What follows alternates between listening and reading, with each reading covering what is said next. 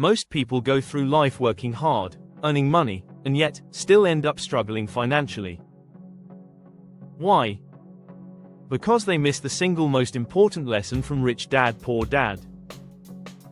Today, we're breaking down that principle, and by the end of this video, you'll see wealth in a completely different way. Robert Kiyosaki's book isn't just a personal story about two dads. It's a powerful blueprint that challenges the way we think about money. On one hand, the poor dad represents the traditional mindset: work for a paycheck, value job security, and avoid risks. On the other, the rich dad sees money as a tool, something that should work for you, not the other way around. The principle most people ignore. It's simple, but life-changing. The rich focus on acquiring assets. The poor focus on income. Think about it this way. Imagine two neighbors, John and Sarah. Both earn $70,000 a year. John spends most of his paycheck on a bigger car loan, eating out, and lifestyle upgrades. Sarah, on the other hand, takes part of her income and invests in assets, stocks, a small rental property, even a side business. 5 years later, John is still working paycheck to paycheck, maybe even deeper in debt. Sarah, meanwhile, has built streams of income that don't rely on her showing up to a job every day. That's the difference between owning assets and chasing income. Assets put money in your pocket, even when you're not working. Liabilities take money out of your pocket. Think of your money as little employees. If you only rely on your salary, you're the only one working.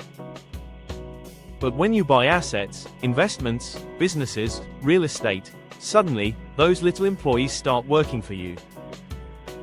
Over time, they can outwork you and eventually replace your need to trade hours for dollars. If you're finding this breakdown helpful, don't forget to subscribe to the channel, hit that like button, and leave a comment below with your biggest takeaway so far. It really helps us reach more people who want to learn about building wealth. Let's take Robert Kiyosaki himself. Early in his career, he wasn't earning much. But instead of trying to climb the corporate ladder, he invested in real estate and small businesses. Those assets eventually provided the cash flow that allowed him to step away from working for someone else. Compare that to the poor dad in the story, highly educated, hard-working, but focused entirely on earning a higher salary. The result? More stress, higher taxes, and never breaking free from the cycle.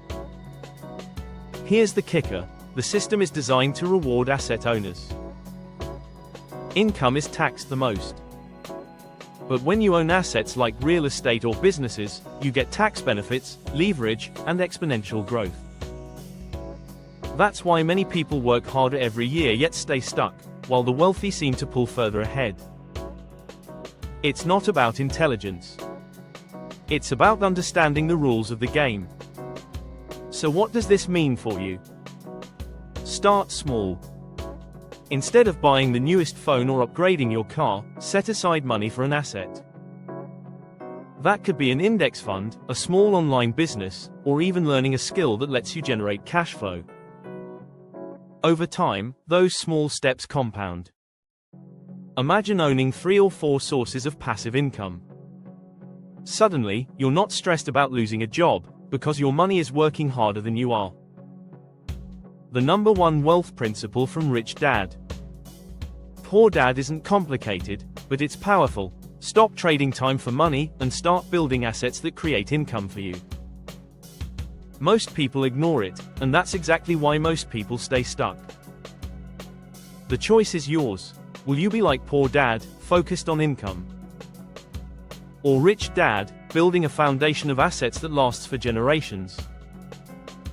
Thanks for watching. In the next video, we'll dive into another game-changing wealth principle you don't want to miss.